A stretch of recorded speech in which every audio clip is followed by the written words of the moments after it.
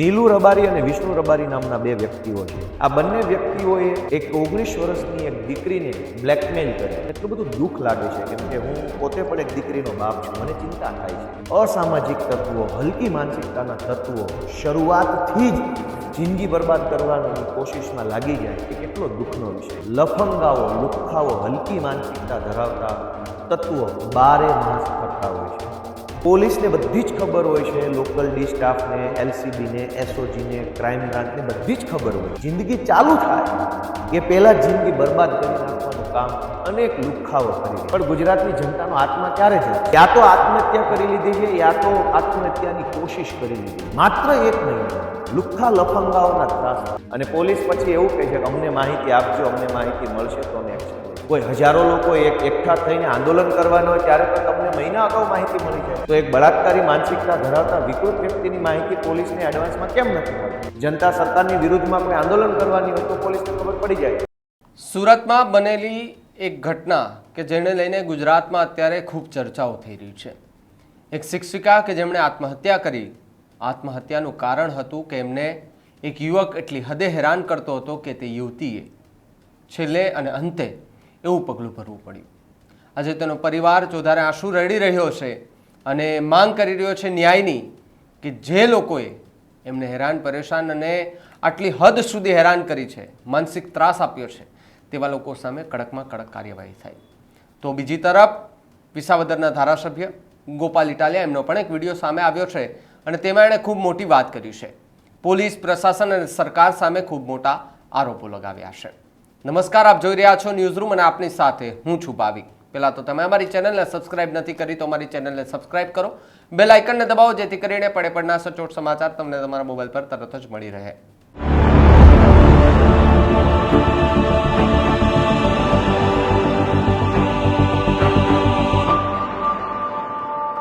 વાત સુરતની કરવી છે કે ત્યાં એક પાટીદાર સમાજની એક યુવતી જે શિક્ષિકા હતી, ભણાવવા જતી હતી. એક યુવક કે તે એટલી હદે એમને હેરાન કરતો હતો કે પરિવારનું કહેવું છે કે છેલ્લા 2-3 દિવસથી એટલી ડિપ્રેશનમાં હતી કે જમવામાં ન ધ્યાન, પરિવારની સામે કંઈ બોલવામાં ન ધ્યાન. આ બધી જ એ પોતાની કહેવાય ને કે ભાઈ એક અંદર એટલું ખૂંચતું હતું, એટલી હદે હેરાન થઈ ગઈ હતી કે પરિવાર સામે પણ કંઈ બોલવા માટે તૈયાર નથી. અને અંતે ઘરે એમણે આત્મહત્યા કરી અને આત્મહત્યા કરતાની સાથે જ ચકચાર મચી ગઈ હતી. ત્યારબાદ પાટીદાર સમાજો એકઠા થયા હતા, ચર્ચા વિચારણા થઈ. ત્યારબાદ ગઈકાલે સાંજે સુરતની અંદર કેન્ડલ માર્ચની એક રેલી કાઢવામાં આવી હતી ન્યાયની માંગ સાથે. એમાં પણ ગોપાલ ઇટાલિયા હાજર રહ્યા હતા. સાથે સાથે ગોપાલ ઇટાલિયાનો એક વિડીયો સામે આવ્યો છે કે એમાં કહ્યું છે કે પોલીસ, સરકાર, તંત્ર આ બધાને ખબર હોય છે કે ભાઈ કોલેજ, બસ સ્ટેન્ડ, નાની સ્કૂલો આ બધાની બહાર બેફામ રીતે આવારા તત્વો ગાડીઓ લઈને રખડતા હોય છે, ગાડીઓ હંકારતા હોય છે, દીકરીઓને હેરાન પરેશાન કરતા હોય છે. એમની સામે કેમ કોઈ કાર્યવાહી નથી કરવામાં આવતી? જ્યારે સરકારનો કોઈ વિરોધ કરવા માટે યોજના બનાવતા હોય, પ્લાન બનાવતા હોય ત્યારે પોલીસને ખબર પડી જાય છે અને અટકાવી દે છે. તો પછી આવી રીતે છોકરીઓને હેરાન કરે છે, પરેશાન કરે છે, આવા તત્વો સામે પોલીસ કેમ કંઈ નથી બોલતી?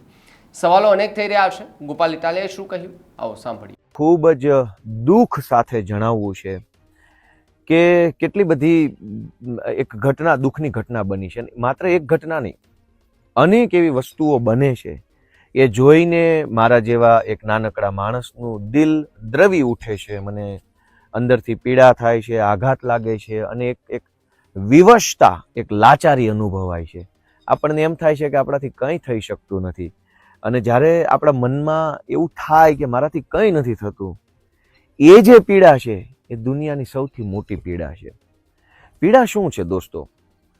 કે સુરતની અંદર કતારગામની અંદર 19 વર્ષની એક નિર્દોષ માસૂમ દીકરીએ પંખે લટકી જઈ અને આત્મહત્યા કરી લેવી પડી. એનું કારણ શું? નીલુ રબારી અને વિષ્ણુ રબારી નામના બે વ્યક્તિઓ છે. નીલુ છે એ છોકરો છે અને વિષ્ણુ રબારી એનો બાપ છે.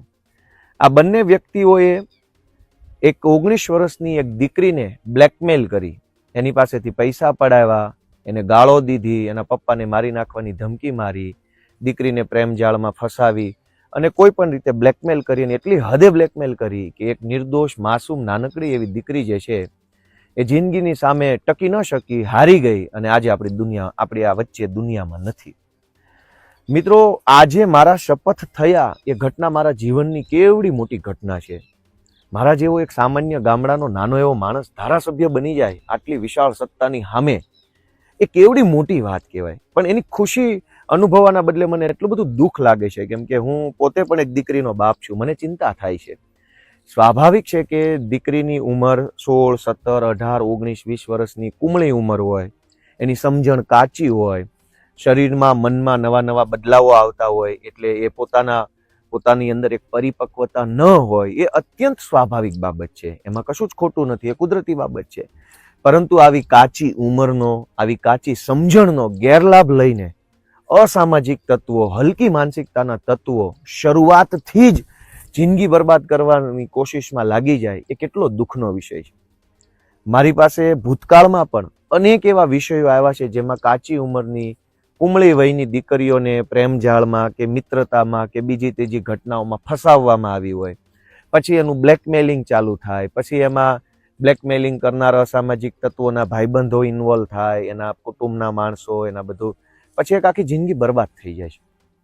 આખા ગુજરાતની અનેક શાળાઓની બહાર, અનેક કોલેજોની બહાર, અનેક સરકારી બસ સ્ટેન્ડોમાં, રેલવે સ્ટેશનો ઉપર, અનેક જગ્યાએ, ખાસ કરીને મોટા સિટીમાં લફંગાઓ, લુખ્ખાઓ, હલકી માનસિકતા ધરાવતા તત્વો બારે માસ ફરતા હોય છે. આ લોકોની બધાને ખબર હોય છે, પોલીસને બધી જ ખબર હોય છે, લોકલ ડી સ્ટાફને, એલસીબીને, એસઓજીને, ક્રાઇમ બ્રાન્ચને બધી જ ખબર હોય છે. મેં પણ પોલીસમાં નોકરી કરી છે. એક પોલીસ સ્ટેશનના પોલીસવાળાને ખબર જ હોય છે કે આપણા પોલીસ સ્ટેશન વિસ્તારના કયા પાનના ગલ્લે, કયા કોમ્પ્લેક્સમાં, કયા પાર્કિંગમાં અસામાજિક તત્વો બારે માસ ગાડીઓ પર બેસી રહે છે, કયા લોકો ટોળા વળી અને છોકરીઓને ફસાવાનું કામ કરે છે. પોલીસને બધી જ ખબર હોય છે.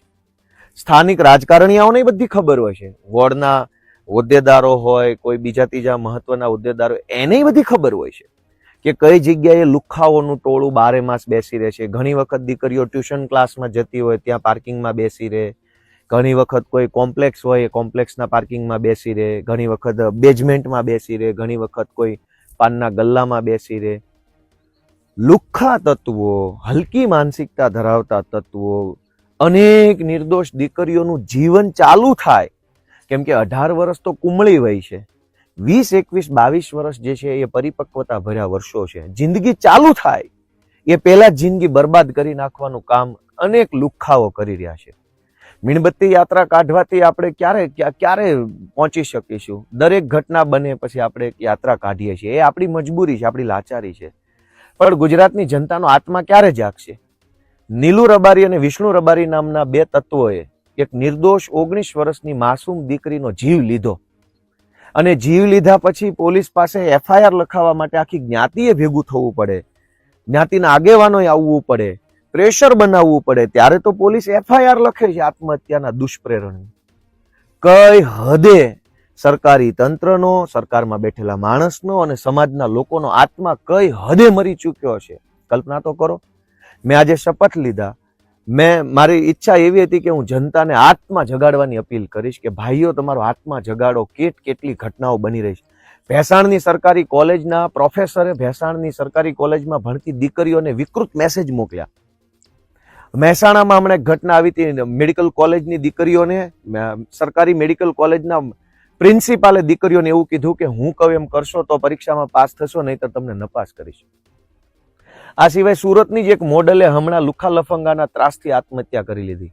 અમદાવાદમાં ચાંદખેડામાં એક દીકરીએ હમણાં લુખ્ખાઓના ત્રાસથી આત્મહત્યા કરી લીધી. હજુ છેલ્લા 1 મહિનાની જ ઘટના જો આપણે ધ્યાને લઈએ, માત્ર 1 મહિનાની, તો પણ લગભગ 10 દીકરીઓએ યા તો આત્મહત્યા કરી લીધી છે, યા તો આત્મહત્યાની કોશિશ કરી લીધી છે, માત્ર 1 મહિનામાં, લુખ્ખા લફંગાઓના ત્રાસથી. સરકાર શું કરે છે? આટલા બધા પોલીસ વાળા, આટલા બધા મંત્રી, આટલા બધા સચિવો, આટલા બધા ઉપસચિવો, નાયબ સચિવો, મદદનીશ સચિવો, મુખ્ય સચિવ, કલેક્ટર, પ્રાંત, પીએસઆઈ, જમાદાર, હજારો લોકોનું બનેલું તંત્ર ગુજરાતની એક દીકરીનો જીવ ન બચાવી શકે, તો હવે તો આપણે આંખ ઉઘડવી જોઈએ. હવે તો આપણો આત્મા જાગવો જોઈએ. ક્યારે આપણો આત્મા જાગશે? કતારગામની દીકરીની એક વાત નથી, મહેસાણાની દીકરીનો પણ વિષય છે, રાજકોટની દીકરીનો વિષય છે, સુરતની અંદર અડાજણ પાલ વિસ્તારમાં બનેલી ઘટનાનો પણ વિષય છે, પાટણની દીકરીનો પણ વિષય છે, દાહોદની અંદર જે શાળાના આચાર્ય એક માસૂમ દીકરીને પીખી નાખી એનો પણ વિષય છે, ભેસાણની દીકરીનો પણ વિષય છે. ક્યાંનો વિષય નથી. ચારો તરફ રાક્ષસી માનસિકતા ધરાવતા, વિકૃત માનસિકતા ધરાવતા અસામાજિક તત્વો આપણી ભોળી નિર્દોષ માસૂમ દીકરીઓની પાછળ પડ્યા છે. કોણ બચાવશે આપણી દીકરીઓને? માસૂમ વય હોય. હવે તકલીફ શું થાય છે કે આ અસામાજિક તત્વો રાજકોટ, સુરત, અમદાવાદ, વડોદરા જેવા મોટા શહેરોની અંદર ગેંગ બનાવીને દીકરીઓને ટાર્ગેટ કરતા અસામાજિક તત્વો જે છે એ 17, 18, 19 વર્ષની દીકરીઓને ફસાવે, એના ભોળપણનો લાભ ઉઠાવે, એની કાચી સમજણવાળી ઉંમરનો લાભ ઉઠાવે, પછી એને બ્લેકમેલ કરે. અને પછી શું થાય, ઓલા ગુંડા તત્વોને ખબર છે કે દીકરીની ઉંમર ખૂબ નાની છે, એટલે એના મા બાપ જે છે એ સમાજમાં બદનામી થવાના ડરે કે અમારી દીકરી વિશે ખરાબ છપા છે એવા ડરે એ કઈ કાર્યવાહી નથી કરતા, જાતું કરી દે છે.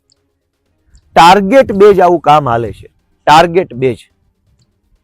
દોસ્તો, આપણી 18, 17, 19, 20 વર્ષની દીકરીઓની પાછળ લફંગાઓ ટ્યુશન ક્લાસમાં, કોલેજમાં, યુનિવર્સિટીઓમાં, કોમ્પ્લેક્સની અંદર, મલ્ટીપ્લેક્સમાં, બધી જ જગ્યાએ ફરી રહ્યા છે.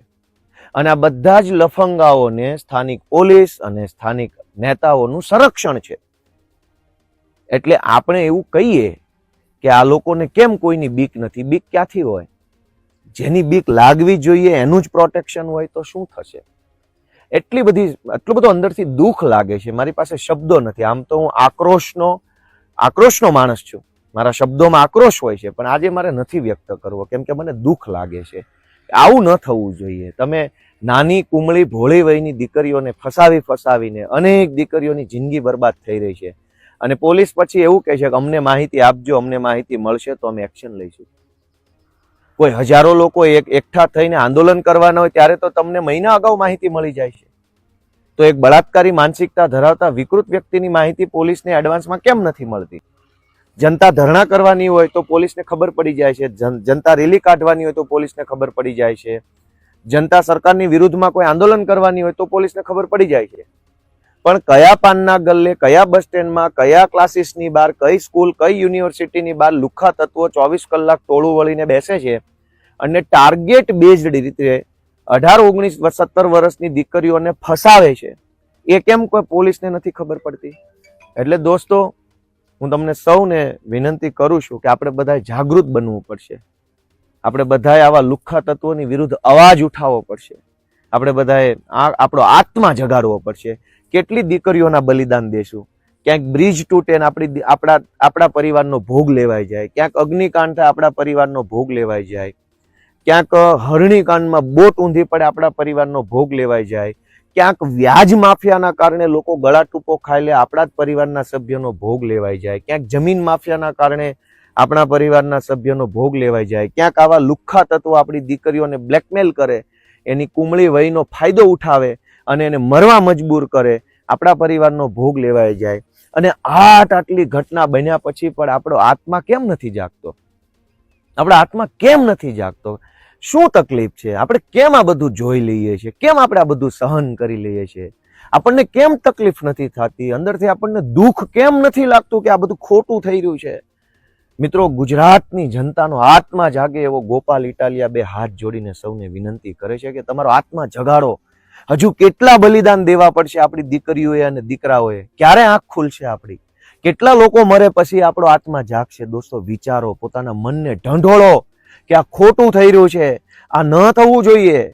મિત્રો, હું બધાને વિનંતી કરું છું, તમારો આત્મા જગાડો અને કતારગામની દીકરી સાથે નીલ રબારી અને વિષ્ણુ રબારી નામના જે અસામાજિક તત્વોએ જે એને મરવા માટે મજબૂર કરી છે, એ દીકરીને ન્યાય મળે